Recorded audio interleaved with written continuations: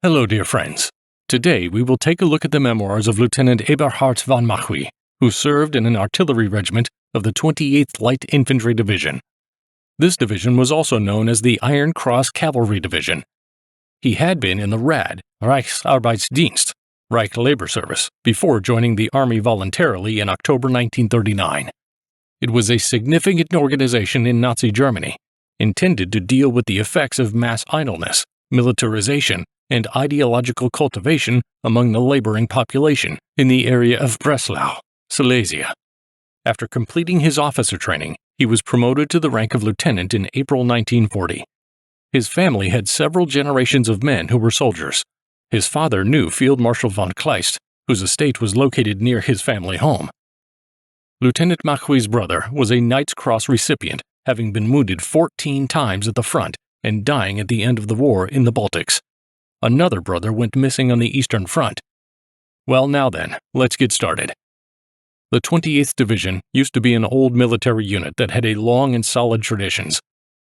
It was a tight-knit and efficient unit. All of its soldiers were originally from Silesia. It was a rarity when it came to violations of discipline. It is hard to even remember something like that. The order was so rigid that the American soldiers impressed me at the first meeting with their indiscipline and bad behavior. Here, the punishment for violations was severe. For example, the death penalty was imposed for rape, and it was imminent.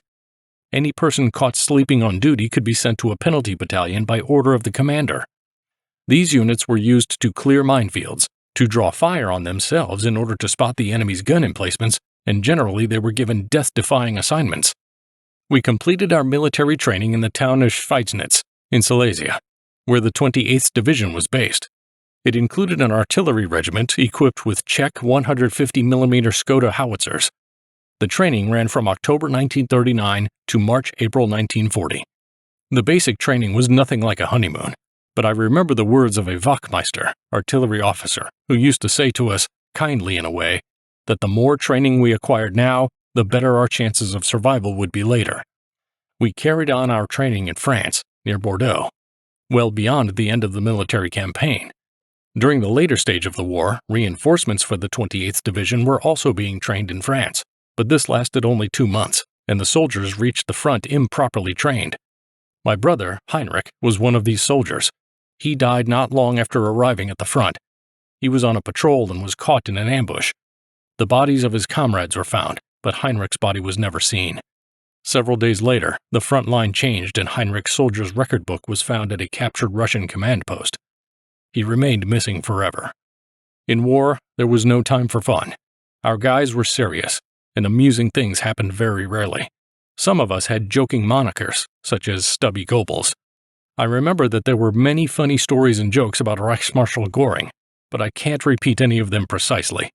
There were humorous slang names: Gulasch Kanon, Gulasch Gun, a field kitchen; Kettenhunde, literally watchdog, a nickname for field gendarmerie officers; Nobelbecker, a slang name for soldiers' boots, literally dice cups; some other things.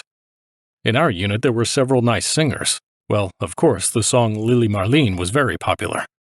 We had a shop, the Marketenderware, where soldiers could buy stuff that was not provided in the army or was provided but in insufficient quantities. For example, it might be combs, razor blades, toothpaste, paper, pens, etc.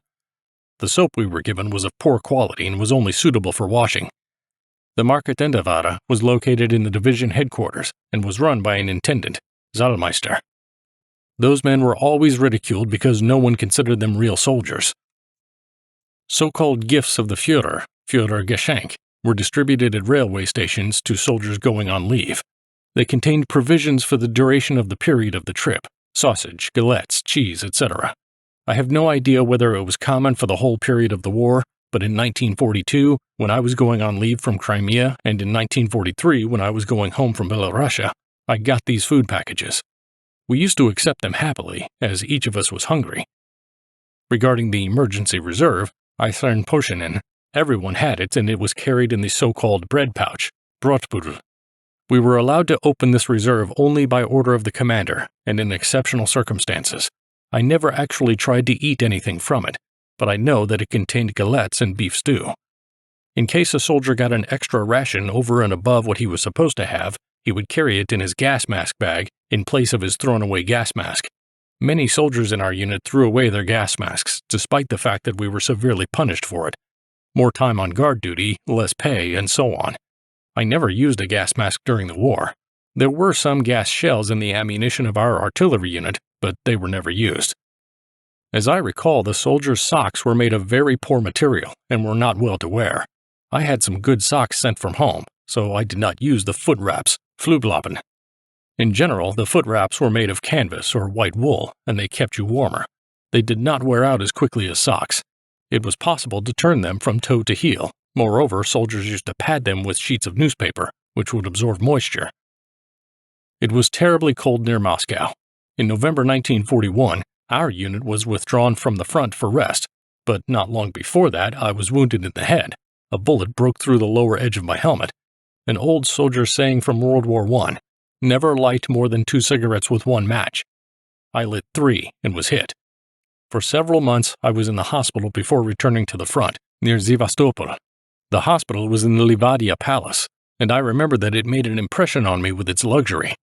Near Kerch, our unit suffered serious losses. In these fights we used Crimean Tatars in auxiliary units, and I have to say that these people were hateful to the communists and were known for their reliability and bravery. The soldiers from different regions of the Reich varied from one to another. The men of Alsace, for example, were worthless soldiers. They were from a province that had changed hands several times over several centuries, and this had had a weakening effect on their military abilities. The Silesians were great soldiers, though I have to admit I'm a bit biased towards them. The guys from East Prussia were strong fighters too, but the Russians represented the best soldiers I've ever seen. They sure knew their business and fought perfectly in close combat, on their steppes and in their towns. I was involved in street battles in Smolensk in 1941, and while our artillery was still coming up, I had to lead my unit into battle. It was necessary to kill the Russians because they would not fall back or give up. Those few who were captured were already badly wounded or unconscious. This had a sobering effect on me and my soldiers. To the west of Smolensk, before entering the city, we crossed a section of the front in which several days ago a few frontal attacks of the Russians had been beaten back. We crossed it in dead silence. I realized that a Russian soldier can demonstrate amazing bravery even though he is poorly commanded, and can stay alive with the basic minimum of necessities. I was awarded my Iron Cross second class when I directed the fire of an artillery battalion that held off a powerful Russian attack. It was 1941 near Moscow. In 1942, near Sevastopol, I got the Iron Cross first class. Earlier, 3 artillery observers had been shot and killed right at the point where I was, and again, I directed the fire of an artillery battalion that stopped an enemy attack. I was personally awarded the cross by the division commander, General Zinhuber. I practically did not participate in battles in 1943 to 1945 because I had some problems with my physical balance due to a head wound I had received. In January 1945, I was sent to Breslau for an operation in a hospital. When I met 2 sentries in the hospital, I learned from them that the Russians were only 30 kilometers from the city. I made up my mind that the operation could wait and went home to my parents. From there, I made my way to the west. That is all for today. If you enjoyed the video, please like it and support the channel by subscribing. Bye everybody, and see you soon.